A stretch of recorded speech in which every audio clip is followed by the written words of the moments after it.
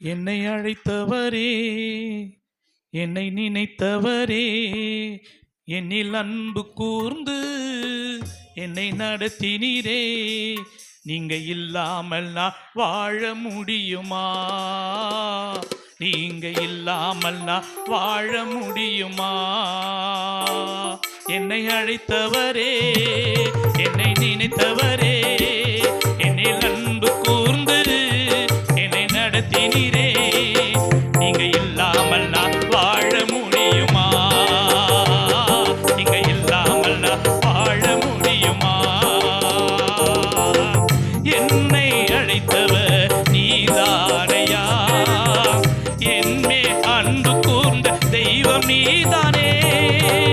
என்னை அழைத்தவர் நீதானையா, என்மே அன்பு கூர்ந்த தெய்வம் நீரையா. நீங்க இல்லாமல் நான் வாழ முடியுமா?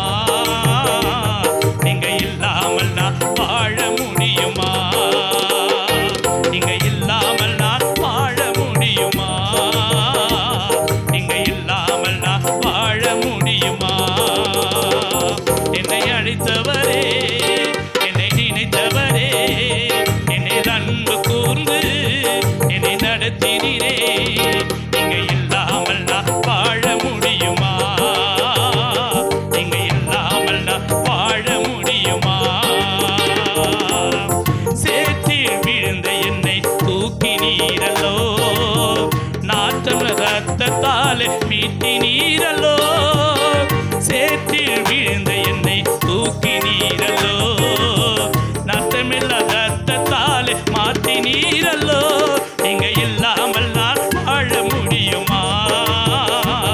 நீங்க இல்லாமல் நான் வாழ முடியுமா? நீங்க இல்லாமல் நான் வாழ முடியுமா? நீங்க இல்லாமல் நான் வாழ முடியுமா? என்னை அழைத்தவரே, என்னை நினைத்தவரே, என்னை அன்பு கூர்ந்து என்னை நடத்தினீரே. நீங்க இல்லாமல் நான் வாழ முடியுமா? நீங்க இல்லாமல் நான் வாழ முடியுமா? உங்க கிருபை என்னை தாங்கினதையா, உங்க சமூகம் என்னை நடத்தினதையா. உங்க கிருபை என்னை தாங்கினதையா, உங்க சமூகம் என்னை நடத்தினதையா. நீங்க இல்லாமல் நான் வாழ முடியுமா? நீங்க இல்லாமல் நான் வாழ முடியுமா? நீங்க இல்லாமல் நான் வாழ முடியுமா? நீங்க இல்லாமல் நான் வாழ முடியுமா? என்னை அழைத்தவரே, என்னை நினைத்தவரே, என்னை அன்பு கூர்ந்து என்னை நடத்தினீரே. நீங்க இல்லாமல் நான் வாழ முடியுமா? நீங்க இல்லாமல் நான் வாழ முடியுமா? நீங்க இல்லாமல் நான் வாழ முடியுமா? நீங்க இல்லாமல் நான் வாழ முடியுமா? என்னை அழைத்தவரே, என்னை நினைத்தவரே, என்னை அன்பு கூர்ந்து என்னை நீங்க இல்லாமல் நான் வாழ முடியுமா? நீங்க இல்லாமல் நான் வாழ முடியுமா? நீங்க இல்லாமல் நான் வாழ முடியுமா? நீங்க இல்லாமல் நான் வாழ முடியுமா? என்னை அழைத்தவர் நீதானையா, என்மேல் அன்பு கூர்ந்த தெய்வம் நீரையா. என்னை அழைத்தவர் நீதானையா, என்மேல் அன்பு கூர்ந்த தெய்வம் நீரையா. நீங்க இல்லாமல் நான் வாழ முடியுமா? நீங்க இல்லாமல் நான் வாழ முடியுமா? நீங்க இல்லாமல் நான் வாழ முடியுமா? நீங்க இல்லாமல் நான் வாழ முடியுமா? கர்த்தருடைய நாமத்தினாலே நாம் யாவரும் இந்த நல்ல நேரத்தில் வேத வசனத்தை வாசிக்க நாம் கேட்போம். மல்கியா புத்தகம் 1ஆம் அதிகாரம் 2ஆம் வசனத்தை நாம் யாவரும் வாசிக்க கேட்போம். நான் உங்களை சிநேகித்தேன் என்று கர்த்தர் சொல்லுகிறார். அதற்கு நீங்கள் எங்களை எப்படி சிநேகித்தீர் என்கிறீர்கள்? கர்த்தர் சொல்லுகிறார், ஏசா யாக்கோபுக்கு சகோதரன் அல்லவோ? ஆகிலும் யாக்கோபை நான் சிநேகித்தேன். அல்லேலூயா. கவனித்துக் கொள்ளுங்க. வேத வசனத்தை விளக்கத்தை சரியாய் புரிந்து கொள்ளுங்க. நான் உங்களை சிநேகித்தேன். தலைப்பு, நான் உங்களை சிநேகித்தேன். இந்த மல்கியா 1ஆம் அதிகாரம் 2ஆம் வசனத்தில் நாம் வாசிக்கிறது போல, நான் உங்களை சிநேகித்தேன் என்று கர்த்தர் சொல்லுகிறார். சொல்லுகிறது யார்? கர்த்தர் சொல்லுகிறார். உங்களை சிநேகித்தவர் கர்த்தர். என்னையும் உங்களையும் சிநேகிக்கிற தெய்வம் இயேசு கிறிஸ்து. அதற்கு விளக்கத்தை, எப்படி என்னை சிநேகித்தீர்கள் என்று அர்த்தம். அதற்கு நீங்கள் என்னை எப்படி சிநேகிக்கிறீர் என்கிறீர்கள். கர்த்தர் சொல்லுகிறார், ஏசா யாக்கோபு சகோதரர் அல்லவா? ஆகிலும் யாக்கோபை நான் சிநேகித்தேன். யாக்கோபை சிநேகித்தேன். யாக்கோபு அவனுடைய பெயருக்கு அர்த்தம், ஏசாவுடைய பெயருக்கு அர்த்தம் நீங்க சரியாய் புரிந்து கொள்ளணும். ஏசா அவன் செம்மண். ஏதோம் என்றால் அதனுடைய விளக்கம் பல காரியங்கள். சிவந்த மண். அவன் சிவந்த கூழுக்கும் ஆசைப்பட்டவன், உலகத்துக்கு ஆசைப்பட்டவன், சேஷ்டபுத்திர பாகத்தை விற்று போட்டவன், தன் தகப்பனுக்கு பொய் சொன்னவன், தன்னுடைய சகோதரனிடத்துல ஏமாத்தி பல காரியங்களை. ஏசா அந்த வார்த்தை கீழ்ப்படியாத போனான் வனத்துக்கு. ஆனா யாக்கோபு, அவனு பேர் அர்த்தம் எத்தன், ஏமாத்துக்காரன். தன் சகோதரன்கிட்ட பொய் சொல்லி ஏமாத்திட்டான், தன் தகப்பங்கிட்ட பொய் சொல்லி ஏமாத்திட்டான். இதுல ஆண்டவர் ஒரு காரியத்தை சொல்லுகிறத கவனிங்கள். ஏசாவையோ நான் வெறுத்தேன், யாக்கோபையோ சிநேகிக்கிறேன். நீங்களும் நானும் இன்றைக்கு எத்தனை காரியங்களை, உலக காரியங்களை சிநேகித்துக் கொண்டிருக்கிறோம். உலகத்தை எந்த அளவுக்கு வெறுத்திருக்கிறோம். உலக சிநேகம் தேவனுக்கு விரோதமான பகை. உலக காரியங்களை எந்த அளவுக்கு வெறுத்திருக்கிறோம் என்று கர்த்தர் பார்க்கிறார். மனுஷ முகத்தை பார்க்கிறான், கர்த்தரோ நம்முடைய இருதயங்களை ஆராய்ந்து அறிந்திருக்கிறார். அல்லேலூயா. இருதயத்தை காண்கிற கர்த்தர். நான் தேவனிடத்தில் வஞ்சித்து அல்லது மனுஷரை வஞ்சித்து அல்லது உலக காரியங்களை பல விதத்தில் வஞ்சித்து நாம் ஏமாற்றி வஞ்சகமான காரியங்களை செய்து கொண்டு இருப்போமானால் ஆண்டவர் சமூகத்தில் இந்த நாளில் உங்களை சரிப்படுத்திக் கொள்ளுங்க. நிச்சயமாய் அவர் உங்களை சிநேகிக்கிறவர். யாக்கோபு பல காரியங்களை ஆண்டவருக்கு, தகப்பனுக்கும் சகோதரனுக்கும் விரோதமாய் இருந்தாலும் அவன் ஒரு காரியத்தை செய்தான். ஏசா செய்யாத ஒன்று செஞ்சான். ஏனென்றால் தேவ சமூகத்துக்கு போயிட்டான், தேவனுடைய வார்த்தைக்கு கீழ்ப்படிந்தான்.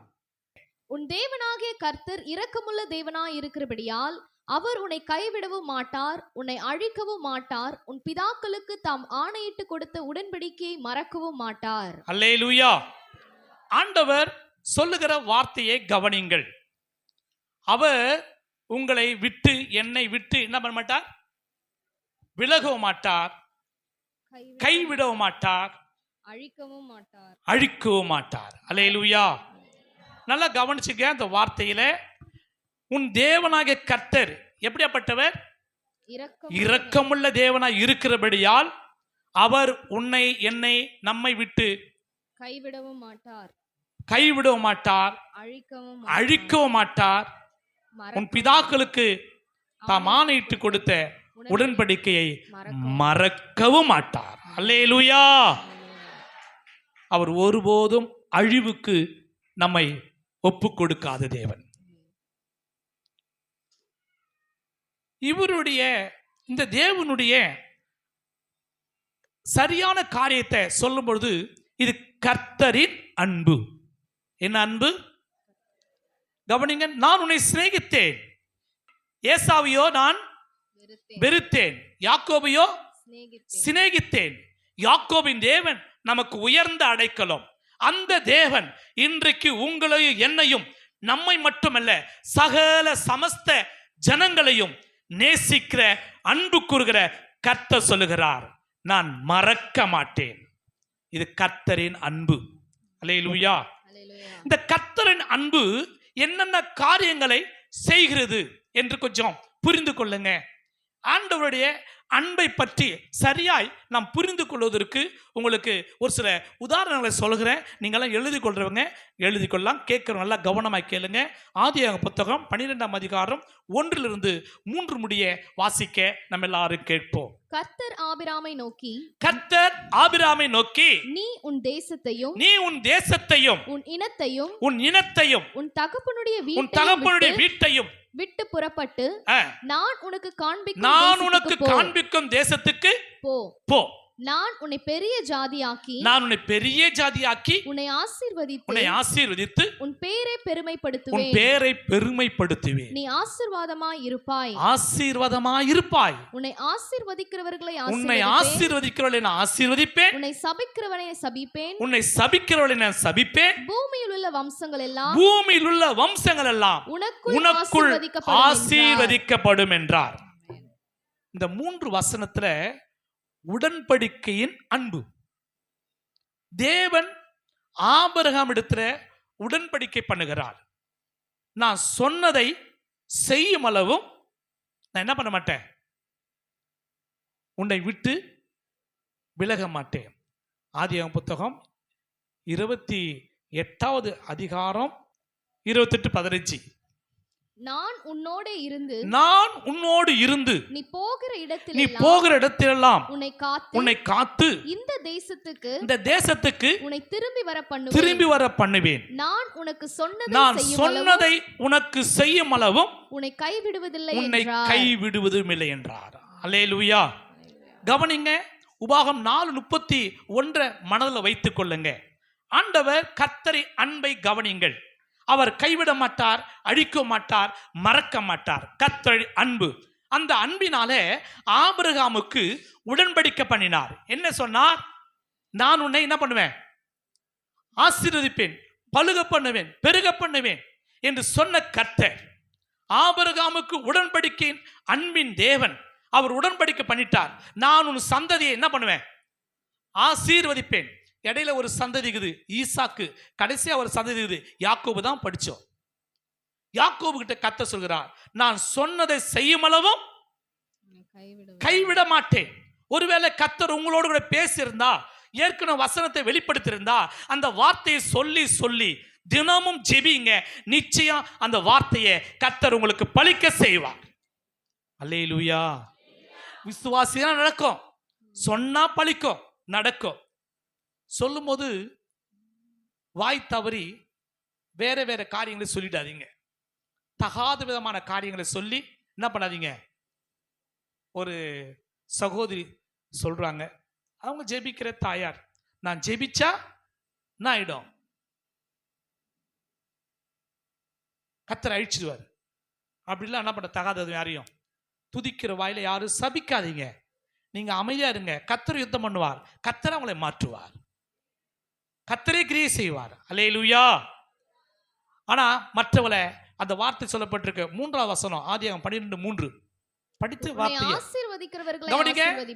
உன்னை ஆசீர்வதிக்கிறவன் என்ன பண்ணுவேன், ஆசீர்வதிப்பேன். உன்னை சபிக்கிறவனை சபிப்பேன். இப்ப நீங்க யாரும் என்ன பண்ணாதீங்க, நீங்க யாருன்னா சபிச்சீங்கன்னா அப்படி என்ன ஆயிடும், ரிப்பீட் ஆயிடும். என்ன ஆயிடும், நீங்க யாருன்னா சபிச்சீங்கன்னா, ஒருவேளை குறை சொன்னீங்கன்னா, ஒருவேளை அவங்கள பரியாசம் பண்ணினா, ஒருவேளை கிண்டல் கேலி செஞ்சீங்கன்னா, யார் ஆகிலும் நீங்க பண்ணீங்கன்னா, பேசுனீங்கன்னா, அது அப்படியே கர்த்தர் என்ன பண்ணுவார், ரிப்பீட் ஆக்கிடுவார், திரும்ப வர பண்ணிடுவார். இப்ப யாராவது நீங்க ஆசீர்வதிச்சீங்கன்னா அதையும் கர்த்தர் ரிப்பீட் ஆக்குவார். சொல்லுங்க பார்க்கலாம். இயேசுவின் நாமத்துல ஒருவரையும் சபிக்க மாட்டேன், மனசார ஆசீர்வதிப்பேன். உண்மையா சொன்னீங்கன்னா கர்த்தர் உங்களுக்கு பலிகை செய்வார். அல்லேலூயா. நல்லா கையை தட்டி அல்லேலூயா சொல்லுங்க. கர்த்தர் உடன்படிக்கையின் அன்பு, நிச்சய உடன்படிக்கை அவர் சொன்னா நிறைவேற்றுவார். நிறைய நேரத்தில் ஒரு சில உடன்படிக்கை பண்ணுவாங்க, அந்த உடன்படிக்கை முறிச்சுப்பாங்க. எப்படி?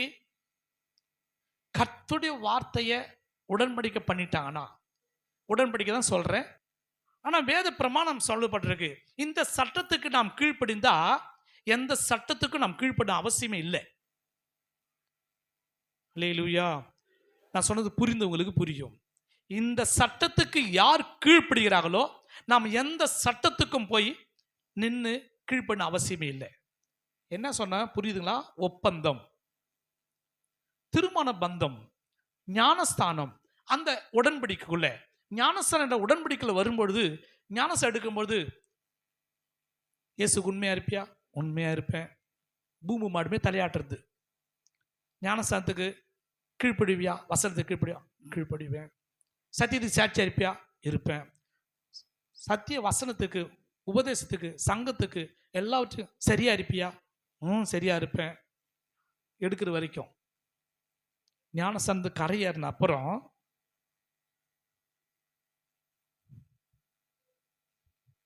தெரியாதா எனக்கு? இப்போ இது என்ன ஒப்பந்தம்? நான் சத்தியத்துக்கு சாட்சியா இருப்பேன், வசனத்துக்கு நான் என்ன பண்ணுவேன்?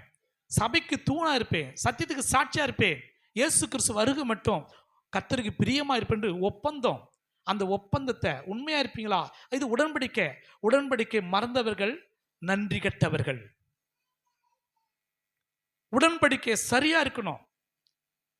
சரியாக இல்லாத பட்சத்தில் ஏசாவை வெறுத்தேன், யாக்கோபையோ சிநேகித்தேன். ஏன் யாக்கோபை சிநேகித்தார் என்றால், ஆண்டவர் சொன்னதை செய்யும் அளவுக்கும் விட்டு விலகவே இல்லை. ஒருவேளை எவ்வளவு உபத்திரம் வந்துச்சு, எவ்வளவு பிரச்சனை வந்தது யாக்கோபுக்கு. 10 முறை சம்பளத்தை மாத்தினார் தன் மாமனார். எத்தனை முறை? 10 முறை. எவ்வளவு சம்பளம் சொல்லப்பட்டிருக்கா? 10 முறை சம்பளத்தை மாத்தினார். உங்க ஓனரு, உங்க எஜமானு ஒருவேளை சம்பளத்தை கொடுத்துட்டு 10,000 ரூபான்னு சொல்லிட்டு மறுபடியும் 8,000 ரூபாய், அடுத்த முறை 7,000 ரூபாய், அடுத்த முறை 12,000 ரூபாய் கூட்டிட்டாரு, அடுத்த முறை 5,000 ரூபாய் குறைச்சிட்டாரு. இப்படி 10 முறை கூட்டியிருந்தா அந்த எஜமான் மேல உங்களுக்கு எப்படி வரும்? கோபம் வரும். கோபம் வராது இருக்கும்? ஒழுங்கா ஒரு மாசமே கரெக்டாக சம்பளம் தரலாம், எவ்வளோ கோபம் வருது. அதை நம்பி நிறைய காரியம் நம்ம கமிட்மெண்ட்ல இருப்போம். இதை வச்சு அதை பண்ணு, அதை பண்ணு, அதை பண்ணுன்னு. அந்த ஒரு நாள் தவறுனாலே எவ்வளோ பிரச்சனை. ஆனால் 10 முறை மாற்றியும் சம்பளத்தை மாற்றி யாக்கோபு முகத்தில் என்ன வரல? காரணம், கர்த்தர் மேல் நம்பிக்கையா இருந்தான் யாக்கோபு. அந்த யாக்கோபு ஆண்டவர் சொன்னார், நான் சொன்னதை செய்யும் அளவும் கைவிட மாட்டேன். உடன்படிக்கையில நாம் சரியா இருந்தால், திருமண பந்தத்துல கணவன் மனைவிக்குள்ள நான் உன்னை நேசித்து உனக்கே வாக்கு கொடுத்து என்னுடைய ஆஸ்தி அந்தஸ்து எல்லாம் உனக்கே கொடுத்து நான் பிறர் முகம் பார்க்க மாட்டேன் அப்படின்னு சொல்லிட்டு ஒப்பந்தம் பண்ணும்போது, பிறர் முகத்தை பார்த்துட்டு பிற பெண்ணையோ ஒரு ஆண் ஒரு பெண்ணையோ ஒரு பெண்ணோ ஒரு ஆணையும் பார்த்தா அங்க ஒப்பந்தத்தில் சரியில்லை, உடன்படிக்கை சரியில்லை. அங்க கர்த்தருடைய வேதம் சொல்லப்பட்டிருக்கு, ஏசாவை வெறுத்தேன், யாக்கோபை கர்த்தர் சிநேகிக்கிற இடத்துல நீங்கள் நான் இந்த கட்டளைக்கு கீழ்ப்படிந்தா உங்களுக்கு கர்த்தர் சொன்ன உடன்படிக்கையை கர்த்தர் மறக்காம நிறைவேற்றுவார். ஆதிகாமம் 12:2 கடைசி வார்த்தை மட்டும் படிங்க பார்க்கலாம். சொல்லுங்க பக்கத்துல, நீ ஆசீர்வாதமாயிருப்பாய். அவருக்கு பிரியமா இருந்தா. இதான் நிபந்தனை. சொன்ன வார்த்தை பழிச்சிடாது. நீ பிரியமா இருந்தீனா, உடன்படிக்கையில உண்மையா இருந்தீனா, நிச்சயமாய் என் தேவன் ஆசீர்வதிக்கிறவராயிருக்கிறார். அல்லேலூயா. இந்த உடன்படிக்கையின் தேவன் ஆபிரகாம், ஈசாக்கு, யாக்கோபின் தேவன் உன்னுடைய என்னுடைய நம்முடைய தேவன். அல்லேலூயா. இந்த தேவன் நம்ம நிச்சயம் அவர் எப்படி ஆசீர்வதிப்பார் என்று அந்த வசனத்தை உங்களுக்கு ஞாபகப்படுத்துகிற மீண்டுமாக உபாகமம் 4:31. உன் தேவனாகிய கர்த்தர் இரக்கமுள்ள தேவனாய் இருக்கிறபடியால் ம். அவர் உன்னை கைவிடவும் மாட்டார், உன்னை அழிக்கவும் மாட்டார், உன் பிதாக்களுக்கு தாம் ஆணையிட்டு கொடுத்த உடன்படிக்கையை மறக்கவும் மாட்டார். அல்லேலூயா. கவனிச்சுக்கொள்ளுங்க அந்த வார்த்தையை. ஆண்டவர் அவர் மறக்கவே மாட்டார். என்ன பண்ண மாட்டார்? உங்க மேல என் மேல அன்பு கூர்ந்த தெய்வம். அவர் எப்படியாப்பட்ட தெய்வம்? கர்த்தரின் அன்பு. இது உடன்படிக்கை அன்பு. உடன்படிக்கை கொடுத்துட்டார். என்ன சொல்லிட்டார்? ஆண்டவர் இயேசு உடன்படிக்கை வச்சிருக்கிறார். பிதாக்களுக்கு கொடுத்த உடன்படிக்கை இன்றைக்கு உங்களுக்கு எனக்கும் உடன்படிக்கை கொடுத்திருக்கிறார். உபாகமத்து 1:11 படிங்க. 1:11. நீங்கள் இப்பொழுது இருக்கிறதை பார்க்கிலும் 1000 மடங்கு அதிகமாகும்படி உங்கள் பிதாக்களின் தேவனாகிய கர்த்தர் உங்களுக்கு சொல்லியபடியே உங்களை ஆசீர்வதிப்பாராக. நல்லா கவனிங்க. அவர் சொல்லியபடியே உங்களை ஆசீர்வதிப்பாராக. என்ன? உங்கள் பிதாக்களுக்கு என்ன சொன்னார்? உடன்படிக்கை பண்ணியிருக்கிற கர்த்தர் அவர் சொல்லுகிற வார்த்தையை கவனிங்கள். இப்பொழுது இருக்கிறதை பார்க்கிலும் எத்தனை மடங்கு? 1000 மடங்கு. சொல்லுங்க, உங்க வீட்டுல எத்தனை பிள்ளைங்க 1000 மடங்கு ஆசீர்வதிக்கணும்? கையை உயர்த்தி சொல்லுங்க பார்க்கலாம். என் பிள்ளை ஆசீர்வதிக்கப்படணும், என் குடும்பம் ஆசீர்வதிக்கப்படணும். சரி, இப்போ கையை கீழே போட்டுருங்க. இப்போ சொல்ல போற சொல்லுங்க, நான் ஆவிக்குரிய வாழ்க்கையில் 1000 மடங்கு ஆசீர்வதிக்கப்படணும். நல்லா சொல்லுங்க.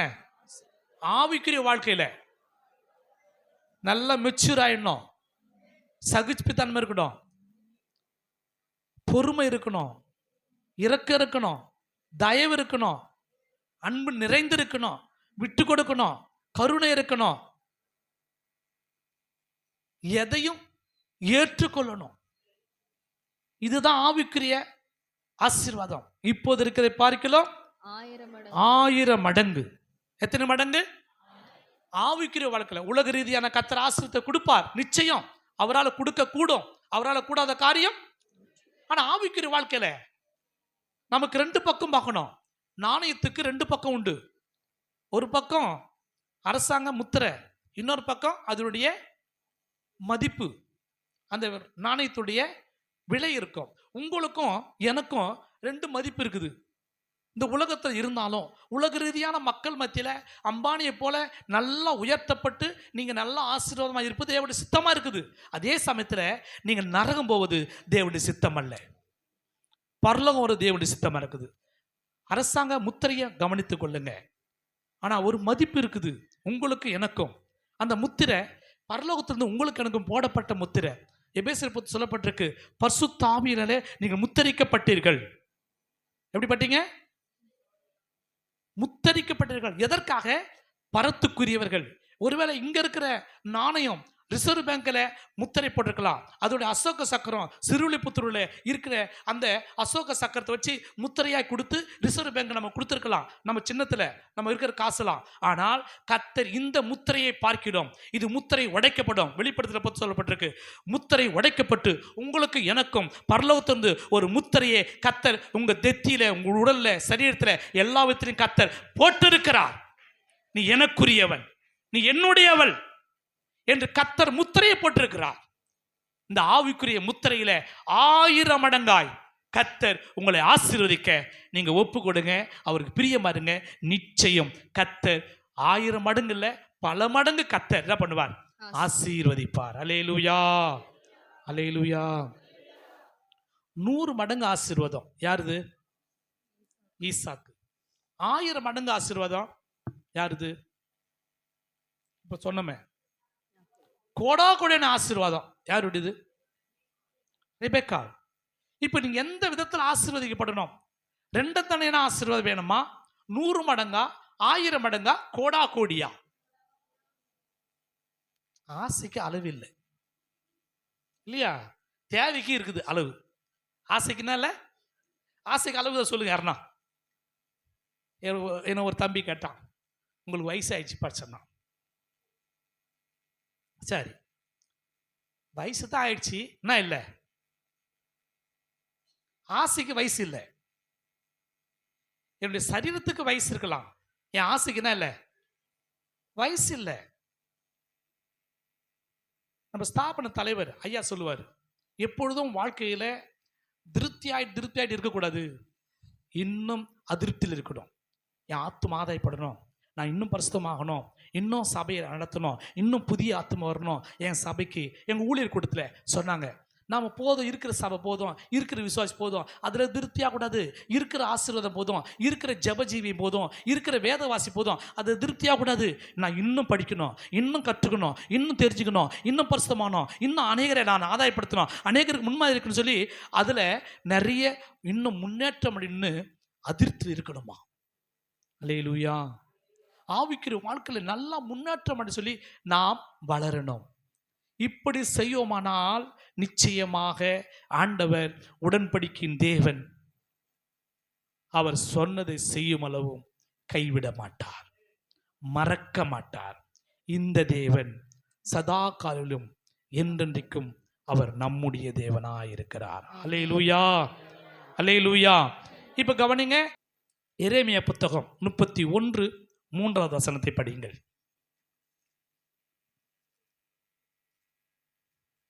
பூர்வ காலம் முதல் கர்த்தர் எனக்கு தரிசனமானார் என்பாய்.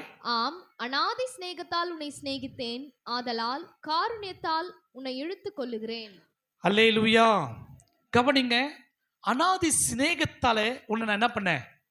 சிநேகித்தேன், காருண்யத்தினாலே உன்னை இழுத்து கொண்டேன். ஏனென்றால் அவருடைய காருண்யம் நம்ம எப்படி ஆக்குமா? பெரியவர்களாக்கும். அவருடைய காருண்யம் என்னென்ன? அன்புக்கு ரொம்ப மிஞ்சினது காருண்யம். அன்புக்கு ரொம்ப மிஞ்சினது காருண்யம். அந்த காருண்யத்தினாலே கர்த்தர் அவர் மேல நாம எவ்வளவு அன்பு செலுத்துறோமோ, அநேகருடைய அன்பு என்ன பண்ணுமா? நிறைய பேருடைய அன்பு தனிந்து போகுது, நாட்கள் கொடியதா இருக்குது. காரணம் என்ன? வசனம் சொல்லப்பட்டிருக்கு, அக்கிரமம் மிகுதியினால்.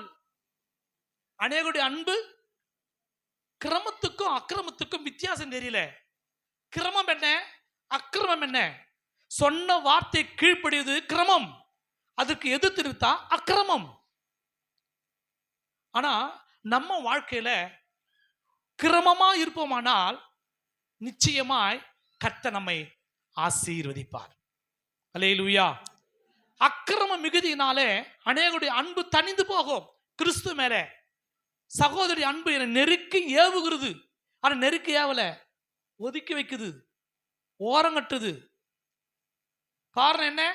கிறிஸ்துவின் அன்பு நெருக்கி ஏவணும். நெருங்க நெருங்க இன்னும் கிறிஸ்துவின் அன்பு, அந்த வல்லமை, அந்த ஆவிக்குரிய தன்மை உங்களுடைய எண்ணிலே பெருகணுமே தவிர, அதுக்காக கிறிஸ்துவின் அன்பு நெருங்கி ஏவு சொல்லிட்டு நெருக்கம் இயேசுவோடு கூட அதிகமா வசனத்தை கீழ்ப்படுகிற நிலையில் இருக்கணுமே தவிர, மற்ற உலகத்துடைய காரியங்களை கொஞ்சம் கொஞ்சமா என்ன பண்ணும்? மோசையை போல எல்லா காரியங்களையும் வெறுக்கக்கூடிய அளவுக்கு அன்பு மாறணும். அல்லேலூயா. அந்த வார்த்தையை நல்லா கவனிச்சு கொள்ளுங்க. பூர்வ காலம் முதல் கர்த்தர் எனக்கு தரிசனமானார் என்பாய். என்ன? அப்ப எனக்கு தரிசனமானார். ஏன் இப்ப தரிசனம் எங்க போச்சு? அன்றைக்கு கொடுத்த தரிசனம் தான் இன்றைக்கு இருக்குது. ஆபிரகாம் கொடுத்த தரிசனம் தான். ஆபிரகாமின் தேவன், ஈசாக்கின் தேவன், யாக்கோபின் தேவன், இயேசு கிறிஸ்து இன்றைக்கு உங்களுடைய தேவன். அன்றைக்கு கொடுத்த தரிசனம் தான் இன்றைக்கும் நிறைவேற கர்த்தர் வல்லவரா இருக்கிறார். அல்லேலூயா. கவனித்துக் கொள்ளுங்க. இந்த காருண்யம் எப்படி ஆக்கும் என்றால், ஆண்டவருடைய நாமத்தினாலே, அந்த காருண்யத்தினாலே உங்களை என்னையும் இழுத்தார். அந்த இழுத்தவ, அந்த காருண்யம் உங்களை பெரியவர்களாக்கும். அழைக்கும் போது பார்த்தீங்கன்னாக்கா ஆபிரகாம் ஒருவன். ஆனா அழைத்து முடிவில் பாருங்க, வனாந்தரத்தில் யாத்திரை புத்தகத்தை படிச்சு பார்த்தீங்கன்னா, மோசே 4ஆம் தலைமுறை, ஆபிரகாம், ஈசாக்கு, யாக்கோபு, மோசே 4ஆம் தலைமுறை. ஆண்டவர் 4 தலைமுறை மட்டும் இரக்கம் பாராட்டினார். இரக்கமுள்ள தேவன் இரக்கம் பாராட்டி அவரை நடத்தினார், கூட இருந்தார், அழிக்காதபடிக்கு அவளை பாதுகாத்தார், பராமரித்தார், போஷித்தார், உடுத்தினார். எல்லா விதத்திலும் கர்த்தர் கூட இருந்து நடத்தினார். எத்தனை லட்சம் பேருங்க? ஆண்கள் மட்டும். என்னப்பா? யாரு? ஜென்ஸா லேடிஸா? புருஷர் மட்டும். இப்போ லேடிஸ் கணக்கு பண்ணுங்க, எல்லாருக்கும் ஒன்று ஒன்று இருந்தால் 2 இருக்குதா? சொல்கிறேன், யாக்கோபுக்கு 4. அப்புறம் மறுபடியும் பார்த்தீங்கன்னாக்கா ஒரு சிலருக்கு 1 2 இருந்துச்சு, ஒரு சிலருக்கு புருஷர் மட்டும், பெண்கள் சேர்த்து. இப்போ எத்தனை வச்சுங்க? 6 6 12. ஹலோ, கொஞ்சம் கவனிங்க. ஒரு ஆளுக்கு ஒரு பிள்ளை இருந்துச்சு. யாக்கோபுக்கு பார்த்தா எத்தனை பிள்ளைங்க? கரெக்டாக சொல்லுங்க, மிஸ் பண்ணக்கூடாது. 13. இப்போ யாக்கோபுக்கு 13. எங்க வீட்டில் எங்க அம்மா கூட 14. இந்த காலத்தில் ஒரு ஆளுக்கு 1 2 இருந்தாலும், 1 பெற்றால் ஒளிமயம், 2 பெற்றால் இன்பமயம், அதிகம் பெற்றால் அல்லல் மயம். ஒன்றே போதும், உனக்கு நான் எனக்கு நீ போதும். இப்படி உள்ள உபதேசங்கள்லாம் இருக்குது. ஆனா ஆண்டோட சித்தம் அது அல்ல. நீ பழுகி பெருகணுமா தேவனுடைய சித்தம். உலகம் இதை தடுக்க சத்துரு பல வித்தை செய்யலாம். ஆனால் கவனித்துக் கொள்ளுங்க, நம்ம வாழ்க்கையில கர்த்தர் பெருக்க தான் கர்த்தர் விரும்புகிறார். அல்லேலூயா, அல்லேலூயா. 6 லட்சம் 6 லட்சம் 12. எத்தனை பிள்ளைங்க? 1 2 3 கணக்கு சொல்லுங்க பார்க்கலாம். இப்போ எப்படி பார்த்தாலும் குறைஞ்சி பட்சம் ஒரு ஆளுக்கு 2 இல்லாம இல்லை, இல்லையா? இப்போ எத்தனை லட்சம் ஆச்சு? 6 லட்சம் புருஷர்கள், 6 லட்சம் பெண்கள், 6 6 12 12 12 24 லட்சம். நான் ஏன் இதை சொல்ல வரேன்? கணக்கு ஒரு அளவுக்கு சொல்றேன், தோராயமா. நான் ஃபுல்லி விவரத்தோட என்ன பண்ணல, அக்குரேட்டா சொல்ல, தோராயமா இருக்கலாம். கவனிங்க, கர்த்தருடைய வாக்குத்தத்தம் என்ன? நீ பழுகி பெருகி உன் சந்ததியை இந்த அளவாய் நான் என்ன பண்ணுவேன்? ஆசீர்வதிப்பேன், பெருக பண்ணுன்னு சொன்ன கர்த்தர் பெருக பண்ணிட்டார். ஆபிரகாம் ஒரு ஆளு, ஒருவனை கொண்டு கர்த்தர் இத்தனை லட்சம் பிள்ளைகளை கர்த்தர் பெருக பண்ணினாரே. இது இல்லாம கணக்கு இருக்குது. நான் தெரிந்து கொள்ளப்பட்ட கணக்கு மட்டும் சொல்றேன். ஆபிரகாமுடைய சந்ததி 4 தலைமுறை மட்டும் உள்ள சந்ததியை நான் சொல்லுகிறேன். கர்த்தர் பெருக பண்ணினாரே, ஆசீர்வதித்தாரே. இந்த தேவன் அவர் காருண்யத்தினாலே உங்களையும் என்னையும் பெரியவர்களாக கர்த்தர் பெருகப்படுவார். கரங்களை தட்டி கர்த்தருக்கு மகிமை செலுத்துவோமா?